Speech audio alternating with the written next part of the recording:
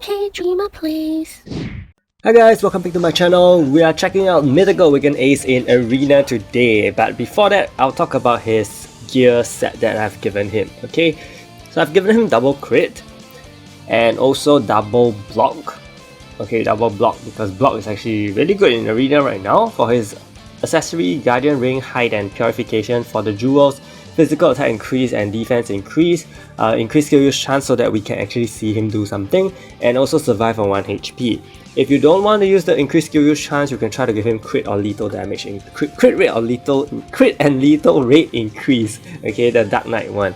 For his traits, I've given him silence, resist, sleep resist, as well as paralyze resist, because it's very important as I'm not using cult in my teams, okay, my offensive teams.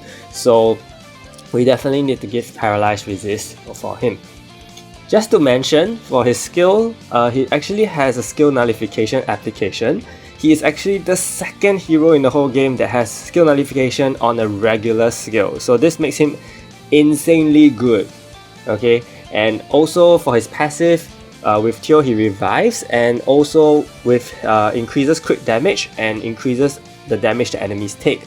Now these passive abilities are already making him one of the better heroes, okay, top tier heroes in PvE as well. Okay, that's something I just want to highlight to you guys because we are doing a PvP showcase, but you can't forget that heroes are also used in PvE, and Ace himself is an amazing hero for PvE support as well.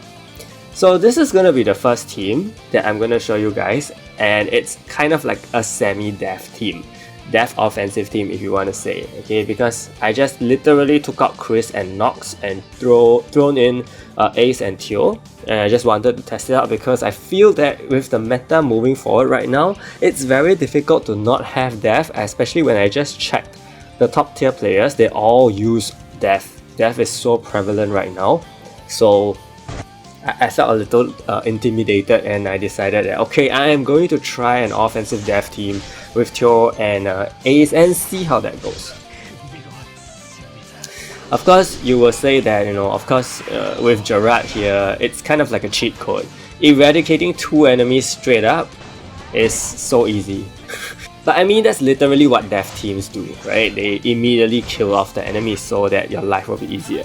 So you saw earlier that Ace's bottom skill is the one that applies skill nullification, but when used too early due to the increased skill use chance, it's not going to come up because of the buff block. Okay, so that is something that you may want to take note when giving him increased skill use chance, or maybe not. So this is the bottom skill. The bottom skill will cause buff duration reduction and also ignore defense up to 70% and hits 3 targets.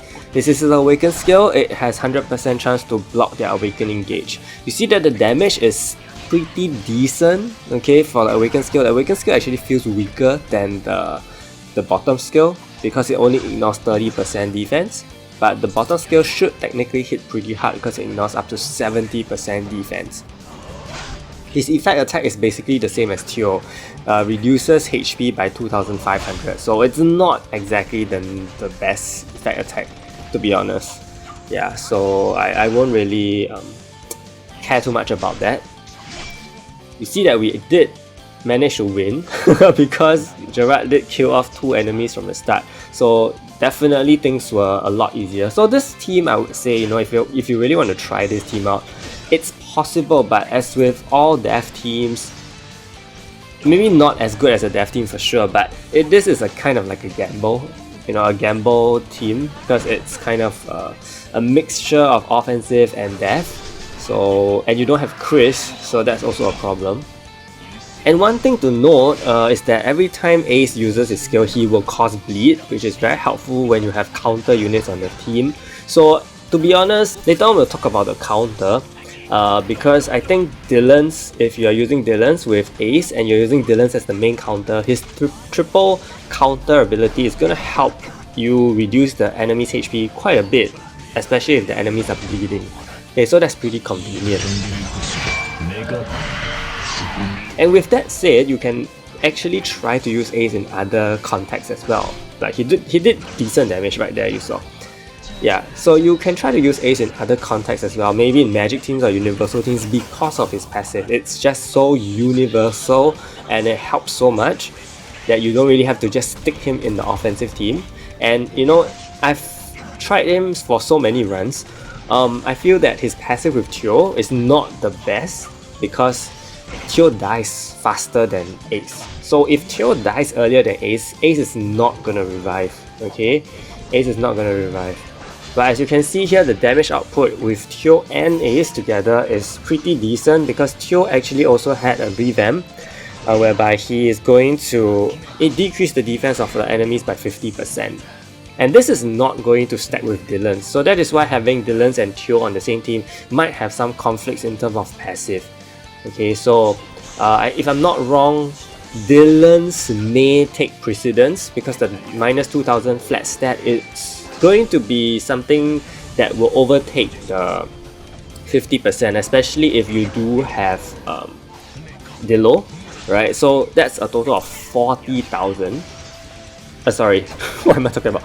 That will be a total of 4,000 defense reduction, and that's definitely going to be better than just a 50% reduction without Dylan's and Dilo. But in this case, I'm using Dilo and Teo, so it's going to be a 50% reduction and then a 2,000 reduction. Okay, I don't know which one comes first, but you know, at least these two will stack. So yeah, the defense drop is going to be pretty significant.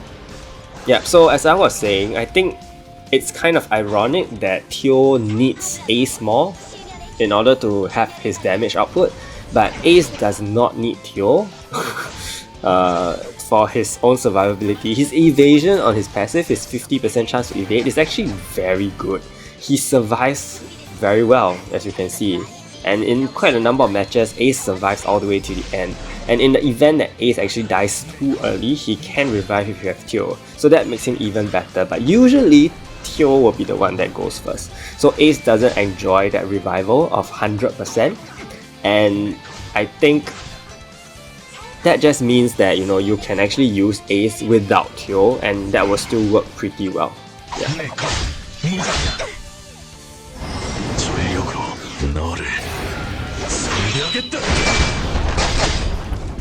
So the thing about this team is that even though we are primarily trying to rely on death, of course the heroes themselves have to do decently in order to stay alive.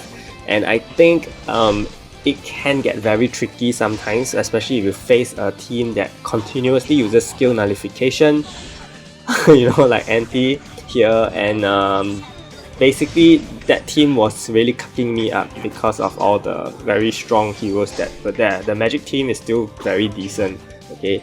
This is the second team I'm gonna use, and I want to credit my very talented friend V-Skill for providing me with this suggestion. And it works so well, I would say. It really works very well. Also, that said, I did manage to get a 6-set ambush on my Rudy finally, so I guess that helped quite a bit as well.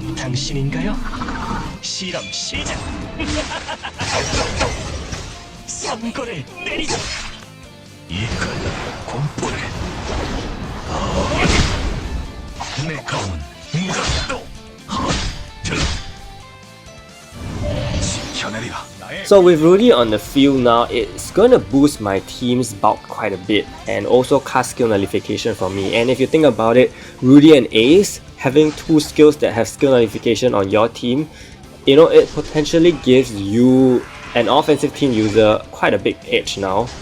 And Ace, wow, his effect actually hits pretty decent. Yeah. Right now, the problem with the offensive team, I won't say it's a problem, it can be a good problem, is that there's so many good heroes. Like, I would want to use Chip if I had the opportunity in this case, so that I can cut the revival of so many heroes right now. You have Anti, Vanessa, and even Ace revives now, and Gideon, right? So I think Chip's utility is rising pretty well in the meta, and I think I would love to have a chance to use him in an offensive team. But then you think about it and you are like, oh, but there's Jack, and then there's Dylan's, and then Rudy is so good as well. And then with Ace, you want to try to use Teo with him so that you have actual damage output. Because without Teo's passive, the new passive that he gained, I think your offensive team may have some issue. I'm not sure, but you know, that's still a consideration, right? So yeah, maybe if I take out Teo here, I would actually put in Chip to try things out. That could be one possible variation of this team. But this team is very strong because towards the late game, the enemies cannot do much to you, especially if they don't kill the Rudy. It is very lucky that this guy uses a Chris, but I still, managed to bring his team down quite a bit. And Teo does very good damage. Also thanks to Ace on the field, right? And as you can see, Ace survives so well. I wasn't sure if it was because he died too fast and he got revived, or he really is just surviving based on the evasion, because that is quite impressive. So overall, right, I think Ace's skill set is very good. He's one of I'm quite pleased with the skill set, considering that it can be used in and out of PvP. Okay, so that makes him very, very decent. And I think in PvP he does have his own moment, and his animations are gorgeous, by the way. The bleed is very useful, but I wish that I could run a Dylan's counter, because right now I'm using the Teo as the main counter. My Dylan's is kind of like on block. Yeah, on block. And I had to give Teo certain pieces so that he will have the storm set on him. So that is why it was a little tricky while shifting the gear around. My Dylan's actually has only a 4-piece storm set, so it wasn't good enough.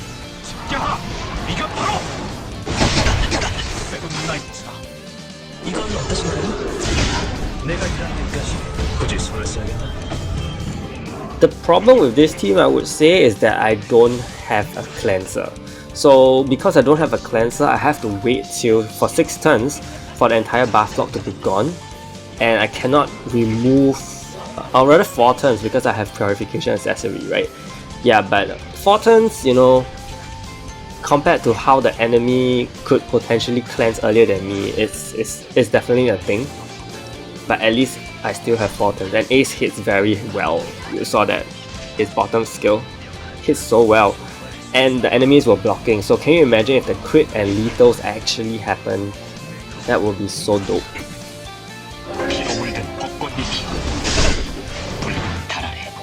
Yeah, I think the thing now in the meta is that, okay, there's so much skill nullification and isolation that sometimes it's just very disappointing to not see the damage happen, but I guess, it's all part of RNG, so what can I say? So over here we're against a death team. So this was one of the more interesting matches that I really wanted to put in, because we face death teams a lot these days, and having Rudy cast a shield right at the start before the enemy does is so important, right? It actually helps you negate 1 turn of death, potential death, escape death literally. So that is actually very good, and it also brings down their gunner ring so that you can attack. That is kind of the RNG here. Okay, so that is possible to win the death team at this point if you have the Rudy. If you don't have a buff duration, wow, 2 million. If you don't have a buff duration reducer on your team that uses his skill first, then the death team could potentially overwhelm you, and of course that's not going to be very good for you. So Rudy, with the current state of the arena speed system, is very good in this case. So now we finally meet a fellow offensive team with Phi, and I think Phi has been a little low in terms of the arena ranking and usage right now. And unfortunately I don't get the shield up because of the buff block, but it's okay, at least she didn't land the Agnes Sling on me. If she did, that would be a whole other different story. But you can see the damage actually goes through after the Rudy shield, so at least it won't be like I'm wasting my attacks. And Teo does have some decent output right now. I remember the time when he was released, it wasn't that impressive in terms of his damage output. So right now it's still pretty good, and you see that I've already killed 2 of the enemies. I'm not sure if that's a thing because I don't think that they should die that easily, but yeah. So Ace is really moving a lot in this showcase, thanks to the increased skill use chance, and I think, you know, I'm really not sad about him, but I'm not like super excited either. I just think he's a good hero to use, to have. He kind of gives some variety, but the thing is, if you look at the broader picture, I don't think the offensive team is still on that same competitive level as the Magic team, like Don, He, Bayao, and Anti. Those three are still just way too strong right now. I think even universal teams are seldom seen anymore, and dev teams are just on their, you know, in their own world, right? Dev teams are just something else. So in terms of more damage-based teams, not looking at status effects, I think the Magic team is still the strongest right now, unfortunately. But I mean, hopefully we do get somewhere with this offensive team as well. Yeah, but so let me know what you guys think about Ace in the offensive team, and if you have tried him in other teams as well. Be sure to give this video a like and subscribe to my channel. Big shout out to my channel members, YMD Phoenix, Yamaki, Hajime-chan, Ryaji Batista, and Fahas for the support. Stay tuned for more videos. Thank you so much, and see you!